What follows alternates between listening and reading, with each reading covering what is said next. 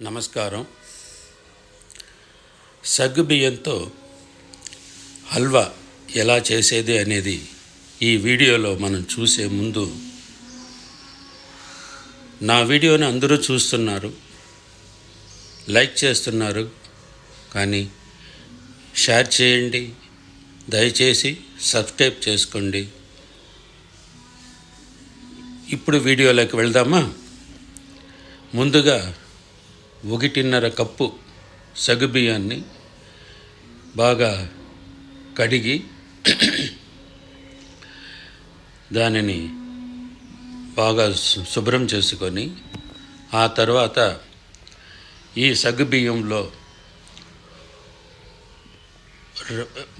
2 కప్పులు నీళ్లు పోసి బాగా కొంతసేపు ఊరనిచ్చి, ఆ తర్వాత దానిలో 1 టీ స్పూన్ నెయ్యి వేసుకోవాలి. చూడండి, 1 టీ స్పూన్ నెయ్యి. ఆ తర్వాత ఈ మిశ్రమాన్ని అంతటినీ ఒక కుక్కర్లో పెట్టి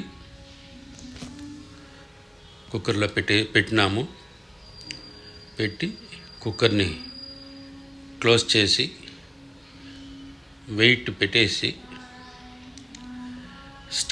స్టవ్ వెలిగించి స్టవ్ మీద కుక్కర్ని పెట్టి సుమారు ఒక 3 నుంచి 4 విజిల్లు వచ్చేంత వరకు దాన్ని ఉడికించుకోవాలి. బాగా ఉడికించుకున్న తర్వాత స్టవ్ను కట్టేసి వెయిట్ తీసి చూడండి, బాగా ఉడికిపోయింది. తర్వాత ఒక బాండిల్ పెట్టి, ఆ బాండిల్లో 3 స్పూన్లు నెయ్యి వేసి, ఆ నెయ్యిలో జీడిపప్పు, కిస్మిస్ 2 వేసి బాగా బ్రౌన్గా వచ్చేంత వరకు వేయించుకొని, చూడండి, బాగా బ్రౌన్గా కొద్దిగా వస్తూ ఉంది. కిస్మిస్ అంతా కొంచెం బాగా ఉబ్బింది. సో ఇప్పుడు బాగా వేగిపోయింది. దాన్ని ఆ కిస్మిస్ని, జీడిపప్పుని ఒక ప్లేట్లోకి తీసుకొనేసి, ఈ నెయ్యిలో 2 కప్పుల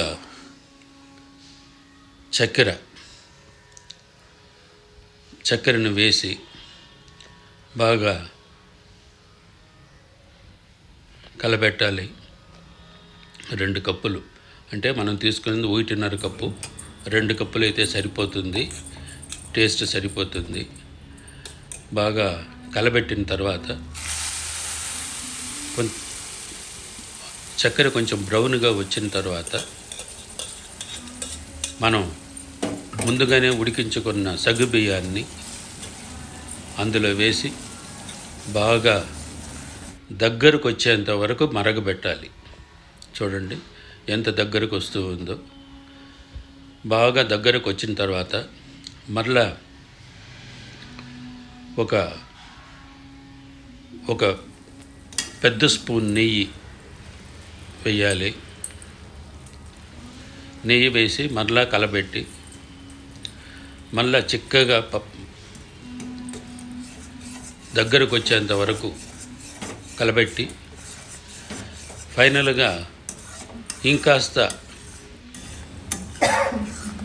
ఇంకొక స్పూను నెయ్యి వేసి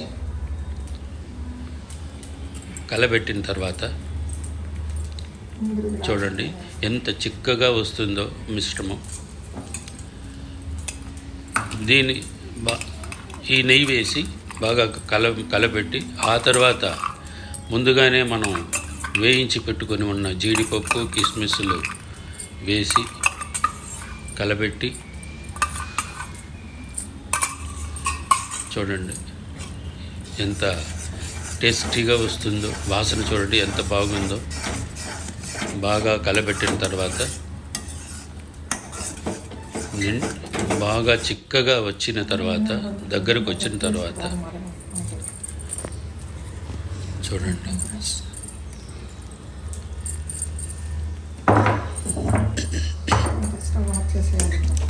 బాగా దగ్గరకు వచ్చేసింది. ఇంకా మనం స్టవ్ కట్టేసి దీనిని ఈ హల్వాని, ఇప్పుడు హల్వా అయింది ఇది, ఈ హల్వాని ఒక చిన్న పాత్రలో తీసుకొని అందరికీ సర్వ్ చేయాల్సింది.